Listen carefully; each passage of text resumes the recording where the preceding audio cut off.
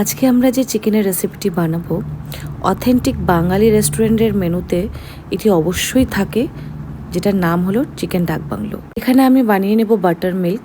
যেহেতু আমার কাছে এখন দইটা অ্যাভেলেবল নেই, সেই জন্য আমি বাটার মিল্ক দিয়ে কাজ চালাবো। আপনারা চাইলে দই ব্যবহার করতে পারেন। চিকেনটা খুব ভালোভাবে আমি এখানে ধুয়ে নিয়েছি। এটাকে এখন আমি ম্যারিনেট করব। বাড়ির সামান্য কিছু গুঁড়ো মশলা দিয়ে এটাকে ম্যারিনেশন করা হবে।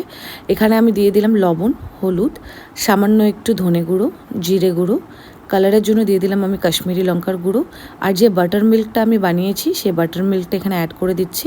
আর দিয়ে দেবো সামান্য একটু সর্ষের তেল। এগুলি দেওয়ার পরে এটাকে খুব ভালোভাবে মেখে আমরা ম্যারিনেশনের জন্য আধা ঘন্টার জন্য রেখে দেবো এটাকে। এরই মধ্যে আমরা একটি গুঁড়ো মশলা বানিয়ে নেব, যার জন্য লাগছে শুকনো লঙ্কা, তেজপাতা, গোটা ধনে, জায়ফল, জয়িত্রী, এলাচ, লবঙ্গ, দারচিনি আর সাঁচিরে সামরিচ। ঠিক আছে, এটাকে শুকনো কলায় ভেজে আমরা ভালোভাবে গুঁড়ো করে রেখে দেবো। আর এখানে বানিয়ে নিচ্ছি আমি বেরেস্তা। এই রান্নাতে আমরা কাঁচা পেঁয়াজের ব্যবহার করব না, এটাকে আমরা বেরেস্তা বানিয়ে তারপরেই ব্যবহার করব। তাতে কি হবে, স্বাদটা খুব ভালো আসবে এই রান্নায়। এইভাবে বেরেস্তা বানানোর পরে এটাকে আমরা পেস্ট করে নেব। এখানে পেস্টের জন্য নিয়ে নিচ্ছি বেরেস্তা আর কাঁচা লঙ্কা। কাঁচা লঙ্কায় এটা শুধু কালারটা চেঞ্জ হয়ে গেছে, পেকে গেছে। তো এখানে নিয়ে নিলাম সামান্য একটু রসুন, অর্ধেক টমেটো, এটাকে পেস্ট করে রেখে দেবো। এখানে আমি আলুগুলি ভেজে নিচ্ছি।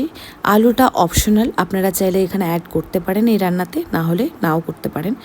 আমার বাড়িতে আলু সবাই ভালোবাসে, তাই আমি ডাক বাংলোতে আলুটা অ্যাড করছি। আর নিয়ে নেব দুটো ডিম। ডিমটিকে আপনারা ভেজেও দিতে পারেন, না ভেজেও দিতে পারেন, ডিরেক্টলি সেদ্ধ করেও দিতে পারেন। ঠিক আছে, সমস্ত কিছুকে আমরা ভেজে সাইডে রেখে দেবো। আর সেম তেলের মধ্যে আমি ফোড়নের জন্য দিয়ে দিচ্ছি গোটা গরম মশলা, তেজপাতা, শুকনো লঙ্কা। যখন এটা ভাজা ভাজা হয়ে আসবে, যেই মশলাটি আমরা পেস্ট করেছি সেই মশলাটি এখানে অ্যাড করে দিচ্ছি। ঠিক আছে, এটা অ্যাড করার পরে আমরা এর মধ্যে দিয়ে দেবো কালারের জন্য, যাতে রান্নাতে খুবই ভালো একটা রং আসে, তার জন্য দিয়ে দিলাম কাশ্মীরি লঙ্কার গুঁড়ো, সামান্য একটু হলুদ আর সামান্য একটু লবণ। যেহেতু এটা স্বাদ অনুযায়ী আপনারা একটু বুঝে দেবেন। ঠিক আছে, তো এটা দেওয়ার পরে আমরা খুব ভালোভাবে এটাকে নাড়াচাড়া করে নেব। যেহেতু আমাদের পেঁয়াজগুলো অলরেডি ভাজা আছে, সেই জন্য অতটা এটাকে না কষালেও হবে। মশলাটিকে নাড়াচাড়া করার পরে আমরা এর মধ্যে অ্যাড করে দেব চিকেনগুলি। ম্যারিনেট করা চিকেনগুলি এখানে অ্যাড করে দিলাম আমি। এটাকে ভালোভাবে নাড়াচাড়া করে মশলার সাথে মিশিয়ে নেব। তারপরে আমরা এটাকে ঢেকে রান্না করব 10 মিনিটের মতো। আঁচটি মিডিয়াম টু লো থাকবে, বেশি হাই করবেন না। ঢাকনা তুলে অবশ্যই আপনারা মাঝে মাঝে নাড়াচাড়া করে দেবেন, না হলে এটা নিচে লেগে যাওয়ার সম্ভাবনা থাকবে। এখন আমরা এখানে অ্যাড করে দেবো ভেজে রাখা আলুগুলি। যেহেতু আলু আমি এখানে অ্যাড করছি, সেই জন্য এই স্টেজেই দিয়ে দেবো। আপনারা যদি আলু অ্যাড না করেন তাহলে এটা ঢেকেই আরামসে এটা রান্না করতে থাকবেন। ঠিক আছে, আর এখানে দেখুন আমি ঢেকে ঢেকে মাঝে মাঝে এটা ঢাকনা তুলে আবার এখানে ভালোভাবে নেড়ে দিচ্ছি, আবার ঢেকে দেবো। ঠিক আছে, আর যখনই দেখবেন মশলাটির জল কমে এসছে অনেকখানি, যাতে চিকেনগুলো সেদ্ধ হয়ে যায়, সেই জন্য কী করব, আমি মাঝে মাঝে যেই মশলার যে জল থাকে সেই জলটি এখানে অ্যাড করতে থাকবো।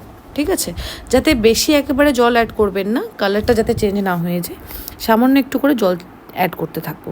আর এখানে দেখুন ঢেকে ঢেকে রান্না করছি আমি। আর এখানে আলুগুলি অনেকটাই সেদ্ধ হয়ে এসছে আর মাংসটি অনেকটাই সেদ্ধ হয়ে এসছে। তো এই স্টেজে আমি অ্যাড করে দেবো এখানে আমি ডিমগুলি। ঠিক আছে, ডিমগুলি অ্যাড করার পরে এটাকে আবার আমি ভালোভাবে নাড়াচাড়া করে আরও 10-15 মিনিটের মতো এটাকে আমি রান্না করব। 10 মিনিট পরে চেক করে দেখলাম চিকেনটি সেদ্ধ হয়ে গেছে, আলুও সেদ্ধ হয়ে গেছে। এখানে আমার রান্নাটি হয়ে এসছে। তো এখন আমি এখানে অ্যাড করে দেব যে গুঁড়ো করে রাখা মশলাটি আমরা প্রথমে শুকনো খোলায় ভেজে রেখেছিলাম, সেটা এখানে অ্যাড করে দিচ্ছি। ঠিক আছে, এখানে আমার রান্নাটি কমপ্লিট হয়ে গেছে। এটা আপনারা একবার হলো বাড়িতে বানিয়ে দেখবেন, মানে চিকেনটা এতটাই সুস্বাদু ছিল যে রেস্টুরেন্টের রান্নাকেও ফেল করে দেবে। আপনারা অবশ্যই ট্রাই করবেন আর আমাকে জানাবেন।